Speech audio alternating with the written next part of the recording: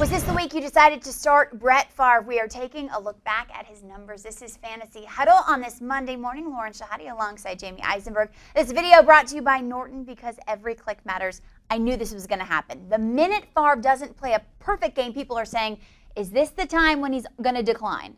Before we get to Favre, did you bring the Harley today or did you bring the street bike? That's what our producer Mike said as well. He said, you look like you're driving a motorcycle. I'm rocking it. So whatever. Yeah, well, we'll see if Brett Favre continues to rock it, or if Kurt Warner starts to steal some of his thunder. When you look at the two quarterbacks that were on the field, it seems like we were talking maybe about an AARP commercial as opposed to two starting quarterbacks in the NFL. Stop it on the double. Both guys, I think their combined age is 78 years old. But you're looking at the way Favre played. Don't worry about it. This isn't a similar situation to 2008 when he had the decline with the Jets. You're going to see Favre play well. Listen, the Vikings are still fighting to try and get that #1 seed in the NFC. They're still trying to make sure they clinch the division in the NFC North. They're going to be fine. Favre's playing at too high of a level right now. Even with the 2 interceptions, he still only has 5 on the season, and you saw that he still put up 2 touchdowns, playing at a very high level with those receivers with Sidney Rice, Percy Harvin, Bernard Barron, Visanthe Shenko. Don't worry about Favre. The bigger story, though, was the other side of the field with Kurt Warner because there was some concern. Was he going to play in this game? And obviously he comes out, plays at an unbelievable level, and you want to see if that will continue. As long as he's healthy, you start Kurt Warner because you see him getting Anquan Boldin 2 touchdowns, Larry Fitzgerald 1 touchdown. No interceptions, too. No interceptions, that's key, and against a very tough pass rush. So I think you'll see these 2 teams potentially meet up again in the playoffs, but from a fantasy perspective, again, as long as they're healthy and they're still playing for something, that's the big key because we'll talk about with some of these quarterbacks. You may be looking at some secondary options to replace guys like Favre, Peyton Manning, and Drew Brees. Well, sticking with quarterbacks, your boy Bruce from Oakland, outplaying Big Ben. Yeah, not only Bruce from Oakland, but Bruce from Pittsburgh because that's where he's originally from. Goes back to his hometown and beats the Steelers. Who would have thought that the Raiders would go into Pittsburgh and win that game? Steelers are obviously reeling, missing guys like Troy Polamalu on defense. But Radkowski comes in. He's been fantastic in replacing Jamarcus Russell. The stats really haven't been there to the level that we saw against the game in the Steelers.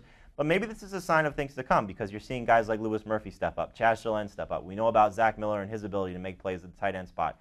But some of these other quarterbacks that really had surprise games, I think there were 9 quarterbacks that played that had over 300 yards passing on Sunday in Week 13, and that was just fantastic to see when some of these quarterbacks on this list, you look at their fantasy production with Gronkowski, Campbell, Brady Quinn, Alex Smith, Chad Henne, Vince Young. And the reason this is important, Lauren, because weeks 14, 15, 16, 17, this is fantasy playoff time. And the thing that fantasy owners are concerned about, if you drafted Peyton Manning, Drew Brees, and you have Brett Favre, and you don't have a capable backup, let's not forget Matt Ryan's also out with his toe injury. If you're looking for quarterbacks down the stretch, some of these guys have great matchups. Brady Quinn, you'll see his matchups. Chad Henne has some good matchups, still Jacksonville, Tennessee. You're looking at guys like Matt Castle may be useful options. Gradkowski and Quinn, they face each other in a couple of weeks. So those are 2 real bad defenses with quarterbacks playing well. So these are guys that could potentially help some fantasy owners. But some fantasy owners aren't owning them. A lot of them aren't. They're owned in so little % of leagues. And that's a good point because now you can go out and pick these guys up. And again, if the Colts, since they may wrap up the AFC, if the Saints, since they may wrap up the NFC, if the Vikings, if they are locked into that #2 position, you may see Favre, Manning, Brees only playing a half. You might want to get some of these guys on your team and maybe consider using them down the stretch. You may see production. That's what you want. Speaking of production in Carolina, of course, you have Jonathan Stewart and D'Angelo Williams. Stewart played well without Williams. What happens when he comes back? Well, I think when he comes back, you're going to see what we've seen all season, a shared situation.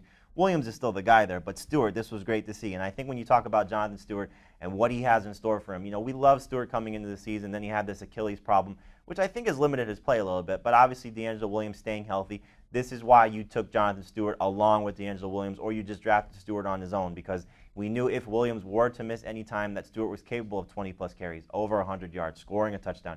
He's that dynamic of a player. And you see some of these other guys on this list, Lauren. These are some names that fantasy owners have been sort of in and out of their lineups. Cedric Benson mostly because missing the 2 games with the hip injury. But good to see Matt Forte come out and have double digits in fantasy points. And good to see Brandon Jacobs finally put on a dynamic performance. Who would have thought, though, it would come as a wide receiver? And Jerome Harrison, your boy in Cleveland. Yeah, Jerome Harrison is interesting because you know the situation with Jamal Lewis being out. So you're talking about a scenario where Jerome Harrison now could finish the season strong. We talked about some of Brady Quinn's matchups coming up.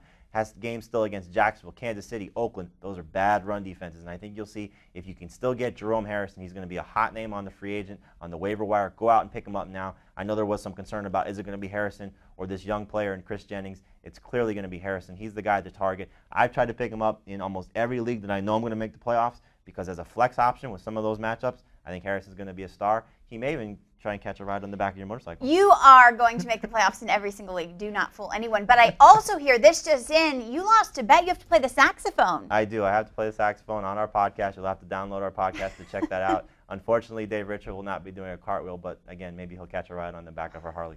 Check that out. Check out fantasy football today. On Sunday, I'm out of here with my jacket. I'm taking it with me. For Jamey Eisenberg, I'm Lauren Shehadi. We'll talk to you soon.